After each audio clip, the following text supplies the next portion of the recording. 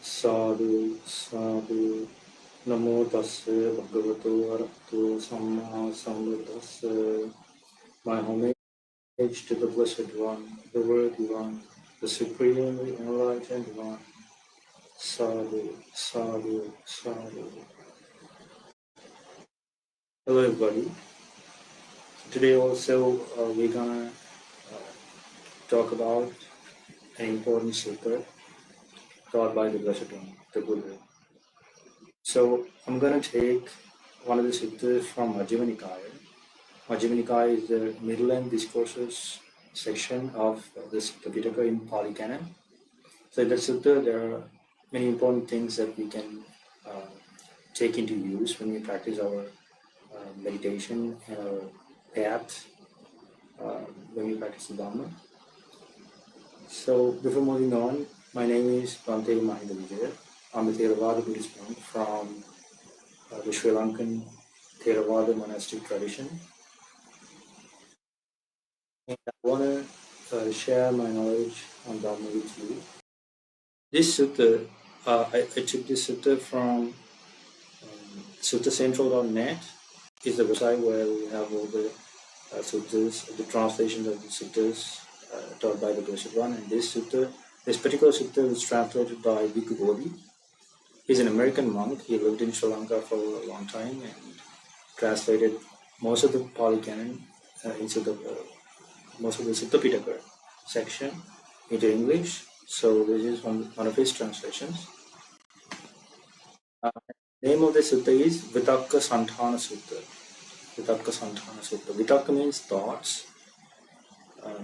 When we see things with our eyes, hear sounds, and smell odors, and taste with our tongue, and touch tangibles with our body,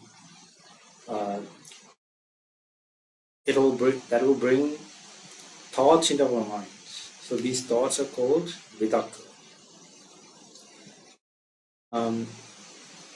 So this talks about how to remove distracting thoughts from the mind, how to remove unwholesome thoughts from the mind.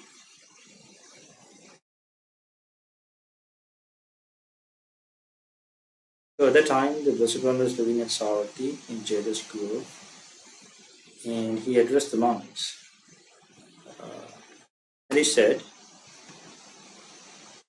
Bhikkhus, when a bhikkhu is pursuing the higher mind from time to time, he should give attention to 5 signs. What are the 5? So here, the Buddha refers to a bhikkhu, a monk who is pursuing the higher mind. So this means that this particular bhikkhu that Buddha is talking about is not a beginner. He has practiced the path for a certain amount of time, and he has developed his mind for a certain extent, and he's trying to reach a higher state. He's trying to abandon the unwholesome states of the mind, and he's trying to reach jhanas. Jhanas are these states, wholesome states in the mind which can be achieved through meditation. So it's important to know that he's pursuing higher mind and he's not a beginner, and he's quite an experienced meditator. So Buddha says, such a monk, such a bhikkhu, from time to time he should give attention to 5 signs. So sign is it's kind of a mental sign, and a mental object, or kind of a perception developed in the mind, and he should give attention to that from time to time. So let's see what the first one is. Buddha says, here bhikkhus, when a bhikkhu is giving attention to some sign, and owing to that sign, because of that sign, there arise in him evil, unwholesome thoughts connected with desire, with hate, and with delusion. So this particular perception that he has in his mind will give rise to unwholesome thoughts, unwholesome vitakkas, thoughts connected with desire, hate, and delusion. So these thoughts have to be abandoned.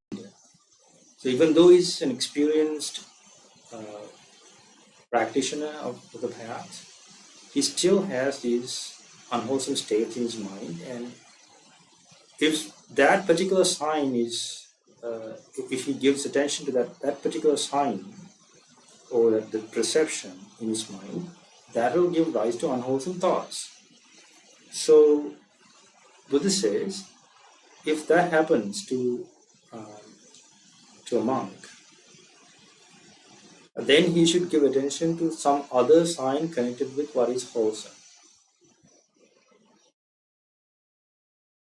So it means that he has to get rid of that sign in his mind. So sign is kind of a mental object. For example, if somebody is trying to meditate, let's say is trying to practice loving kindness meditation to spread loving kindness to the entire world.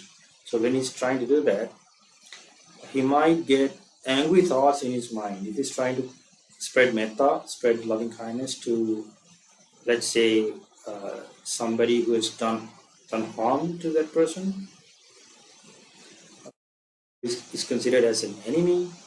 And if that person tries to spread metta to that person, he will recall that, okay, this person has done something bad to me, and that will come into his mind, and that will give rise to anger. So if he keeps on thinking, and if he gives attention to that sign, so we have to use that word sign here. It means that's a mental kind of a perception that he has, and he gives attention to that, and that will give rise to angry thoughts. So he will keep on thinking, oh, this person did this to me, he did this, he did that, and because of that this happened to me and I had to suffer, and like that. He will keep on thinking about that person, the things that he did, and that will give rise to anger, and it will be strong. It will be difficult. It will be difficult for him to get rid of that anger. So what Buddha says is, if that happens, he should give attention to some other sign connected with what is wholesome. So he has to get a wholesome perception in his mind, a wholesome sign, which will arise wholesome thoughts. So as a result of that, the unwholesome thoughts connected with anger, hatred, delusion, and greed will disappear, will go away. So Buddha says, when he gives attention to some other sign connected with what is wholesome, then any evil, unwholesome thoughts connected with desire, with hate, and with delusion are abandoned in him and subside. So these unwholesome thoughts will subside if he tries to change his perception from the unwholesome perception to the wholesome perception, or wholesome sign. So Buddha gives a simile. He says, just as a skilled carpenter or his apprentice might knock out, remove, and extract a coarse peg by means of a fine one. So I found a picture on the internet. Let me show you this one. So there are some pegs, and let's take this one. In order to remove this, if the carpenter has a fine peg which he can use to push from the other side, and this peg will come out. So you use a different peg, a subtler one, to get rid of or to remove the coarse or this particular peg. So just like that, Buddha says, when a bhikkhu gives attention to some other sign connected with what is wholesome, he will be able to get rid of that unwholesome sign or unwholesome perception, and the unwholesome thoughts will go away. So this is the first method that the bhikkhu has to practice in order to get rid of and remove the unwholesome thoughts and cultivate the wholesome thoughts. So thoughts can be divided into two parts, wholesome and unwholesome. Unwholesome thoughts should be abandoned, wholesome thoughts should be cultivated. So in Theravada Buddhism, according to teachings of Buddha, we don't have to make our mind empty from all wholesome and unwholesome thoughts, and make our mind empty. So that's not the goal as per the teachings of the Buddha. We have to try. We have to try hard and put effort to cultivate wholesome thoughts. Only unwholesome thoughts should be removed. So if he still gets unwholesome thoughts in his mind, even though he tried the first method, Buddha says, if while he's giving attention to some other sign connected with what is wholesome, there still arise in him evil, unwholesome thoughts connected with desire, with hate, and with delusion, then he should try the second method, that is to examine the danger in those thoughts. So, in our example, if you take the angry thoughts that will risen in that person's mind, that bhikkhu's mind, if he looks at these angry thoughts as something very dangerous, because if he cultivates the angry thoughts in his mind, that will lead him to commit misconduct. He will do misconduct with respect to his body, speech, and mind, and he might even it can grow and be worse. Maybe he might commit murder, so that can grow and be severe in the future, and we will have to suffer as a result of those actions. So everything starts with a thought. So if he cultivates the unwholesome thoughts in his mind, that will bring suffering. It will have repercussions, and he will have to suffer in the future. So these thoughts are dangerous. They have a dangerous result in the future if he goes on in that path, in that mental path, because the mental formations will give rise to action, bodily, verbal, and mental action, and those actions will have consequences in the future.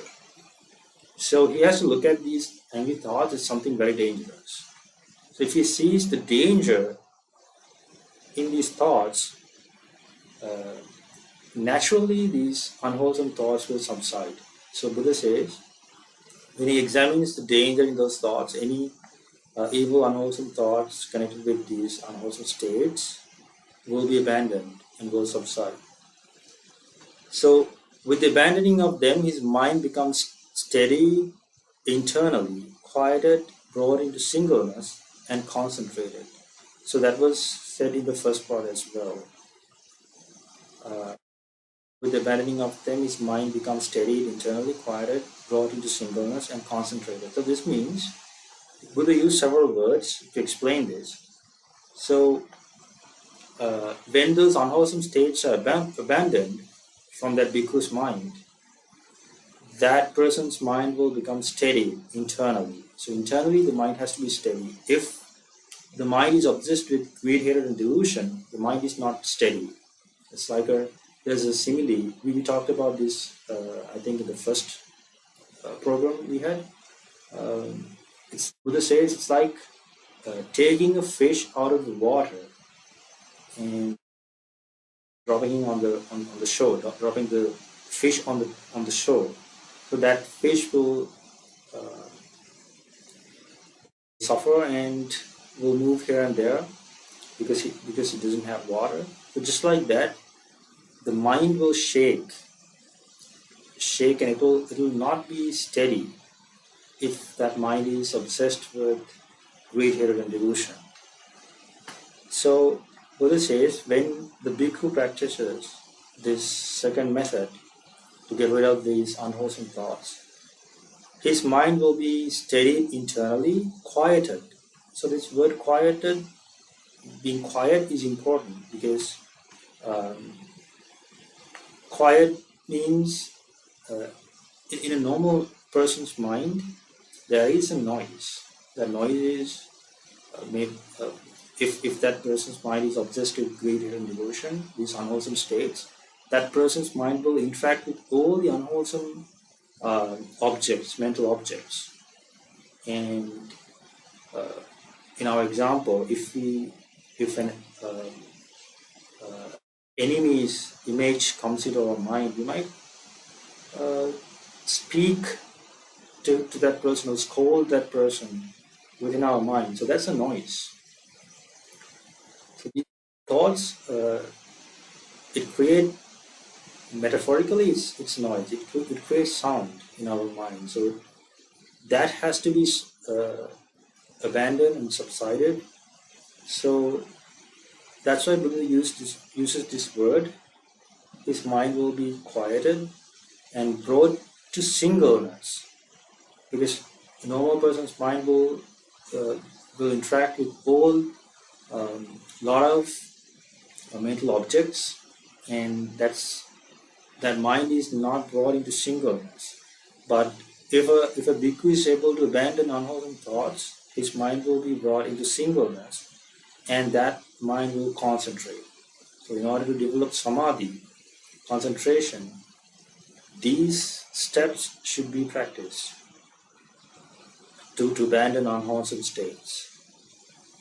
So the simile that Buddha gives is, just as a man or a woman, young, youthful, and fond of ornament. So that means a person who likes to um, decorate and uh, wear beautiful clothes. So he or she likes to be attractive. So such a person will be horrified, humiliated, and disgusted if a carcass of a snake or a dog or a human being were hung around his or her neck. So if we take a dead body of a snake, if uh, if uh, uh,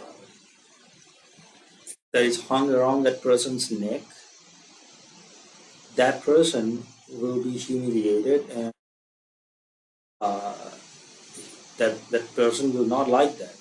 So he will be humiliated and horrified and disgusted because of that dead body of the snake being put on his or her neck. So just like that, so this is a simile. Just like that, you have to that the bhikkhu has to look at these unwholesome thoughts as something very dangerous, because usually people, uh, beings, they don't look at unwholesome states as dangerous. They will just be indulged with these unwholesome states. But so in order to see these unwholesome states as dangerous, you have to have a good Dhamma knowledge, because there are many other suttas that Buddha teaches the danger in unwholesome states, and how these unwholesome states would lead a person's life towards a bad destination. So that will give suffering in this life and in the next and future lives as well. So there's a great danger in cultivating unwholesome thoughts. So with that Dhamma knowledge, that bhikkhu, that meditator, should look at these unwholesome states as something very dangerous. And if that can be done, these unwholesome states will vanish and be abandoned. So if that does not work, you can do the third uh, method. You can practice the third method. So Buddha says, if while he's examining the danger in those thoughts, there are still arising in him evil, unwholesome thoughts connected with desire, with hate, and with delusion. If that's the case, he should try to forget these thoughts and should not give attention to them. So this is a method that Buddha teaches.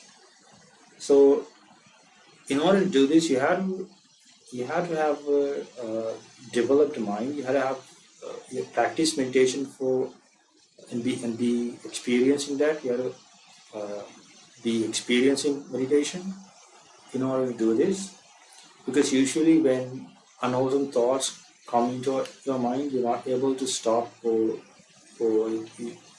you cannot forget these things. Uh, it will keep coming into your mind. So in order to do this, you have to have some experience. So Buddha says, you have to forget these thoughts and should not give attention to them. If that can be done, these unwholesome, evil thoughts connected with desire, hate, and delusion will be abandoned. And then you'll be able to uh, develop steadiness internally, and his mind will be quieted and brought to synchronous and concentrated. The simile that Buddha gives is, just as a man with good eyes who did not want to see forms that had come within the range of sight would either shut his eyes or look away. So just imagine there are a lot of forms in front of you which you don't want to see. You can just close your eyes. But these things will be there, but you don't see that. Or you can look away. So just like that, when these unwholesome thoughts come into your mind, uh, the mind of a bhikkhu who's practicing the path, he can shut his mind internally. He can look away internally. So metaphorically, you can call the mind in this case as an eye. So just like we see forms with our eye, we can see mental objects with our mind. So that can be shut, and if that can be done, these unwholesome thoughts will vanish and will subside, will go away. So Buddha says, if a bhikkhu is able to do this, his mind will become steadied internally, it will be quieted, and will be brought to singleness and concentrated. And if that method does not work, so these unwholesome states can be very powerful. So even though he tries these methods, even though he's experienced, even though that bhikkhu or the monk is experienced, still these unwholesome thoughts would come into his mind and will rule his mind. So in order to defeat these states, Buddha says that he advises that you can practice the fourth method. Buddha says that is that monks should give attention to stilling the thought formation of these thoughts. So there's a certain way that these thoughts are formed in one's mind. So everything starts with a very small incident, very small thing, or a very small state of mind. So he says, if he can give attention to stilling the thought formation of these thoughts, that means we can understand with this simile. So the simile that Buddha gives is, just as a man walking fast might consider, why am I walking fast? So there's a man who's walking fast, he's running. And he's thinking, why am I walking fast? So why am I running? What if I walk slowly? So he would walk slowly. And then he might consider, now he's walking slowly, he might think, why am I walking slowly? What if I stand? So he can stop walking and he can stand. And then he would think, he might consider, why am I standing? What if I sit? And then he would sit. Then while sitting, he might consider, why am I sitting? What if I lie down? And he would lie down. So Buddha says, by doing so, he would substitute for each grosser posture one that was subtler. So running is a grosser posture that he wants, and then he walks slowly, and then he stands and sits, and then finally lies down. And he moves from a grosser posture to a subtler posture, and he goes to the subtlest, where he lies down. So, just like that, these unwholesome thoughts in our minds, they will start from a small state and will develop and will become worse. So let's take anger in our example. If somebody just speak bad words to somebody, so these words, just a small thing, but you will remember that. And if you keep on thinking about that, anger will arise. And if you do not eradicate or abandon these thoughts, that will get worsened in the future, and uh, that will create problems in the future. And these thoughts will become very gross and very difficult to um, abandon. So, just like a person who's lying down, when he sits, it's a grosser posture. When he stands, it's even grosser, and then he walks slowly and then uh, runs. So, from a subtler posture, that person moved into grosser postures. So, here you have to go in the reverse order to see how these unwholesome thoughts arose in you. So, the beginning of these thoughts, how they were formed. And if you look into that, that will be a very small thing that has to be forgotten, or you have to abandon that. And if that can be done, uh, these unwholesome thoughts will subside. So in order to do this, you have to have a great amount of mindfulness and good Dharma knowledge, and see how these thoughts are formed. So you have to have the knowledge of uh, the Paticca, that means dependent origination, as taught by the Buddha, and how the internal faculties and external faculties are connected, and how these thoughts arise in a person. So that Dharma knowledge should be there in the practitioner, so that he'll be able to find the beginning, the root state of that thought, of those unwholesome thoughts. So that can be seen. Uh, Buddha says, if that bhikkhu gives attention uh, to stilling the thought formation, so thoughts are formed within the mind, so that can be stilled if one can see it this way, see the beginning of these states, unwholesome states. So if he can see that, his mind will become steady internally and will be quieted and will be brought to singleness and concentrated. And even though a bhikkhu tries that and still he's getting these unwholesome thoughts, then the fifth method that the Buddha recommends is, so this is extremely for a experienced bhikkhu, person with a mind which is not developed should not that person should not do this actually, because this might damage that person's mind, because mind is something formed just like our eye, ear, nose, tongue, and body. Mind is something which is formed. Uh, it's dependently originated, that can be damaged. So you have to be very careful uh, if you plan to practice this. But an experienced monk, just like the Buddha mentioned in the very beginning of this sutta, a bhikkhu who is pursuing the higher mind. So he's not a beginner; he's an experienced person. So such a monk would be able to do this, and he had practiced all these other four, and when he comes to this state, he has abandoned a great amount of unwholesome thoughts with the previous four methods, and to get rid of the other unwholesome states in his mind, he will practice this. So what he does is, with his teeth clenched and his tongue pressed against the roof of his mouth, he should beat down, constrain, and crush mind with mind.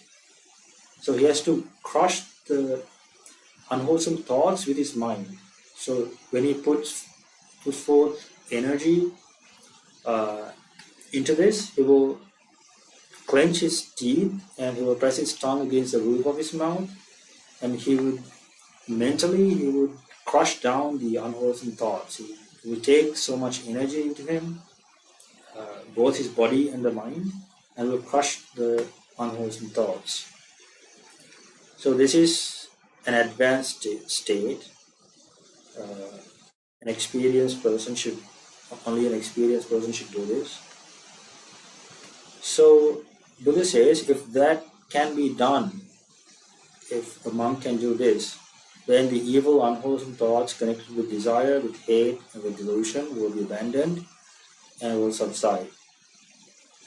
Uh, and then, because of that, is that because that monk's mind will become steady internally and will be quieted, will be brought to singleness and concentrated.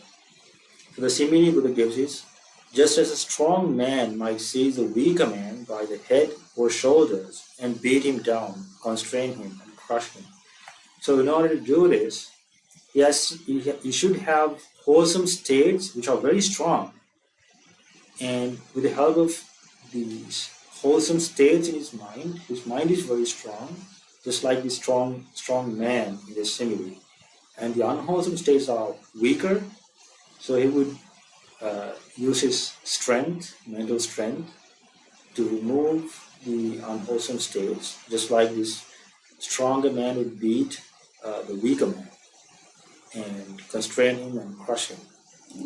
So just like that, if a monk can do this while clenching his teeth and pressing his tongue against the roof of his mouth, and if a bhikkhu is able to beat down and constrain and crush the unwholesome states, his mind can be internally quieted and be steady, quieted and brought into singleness, and then his mind will concentrate.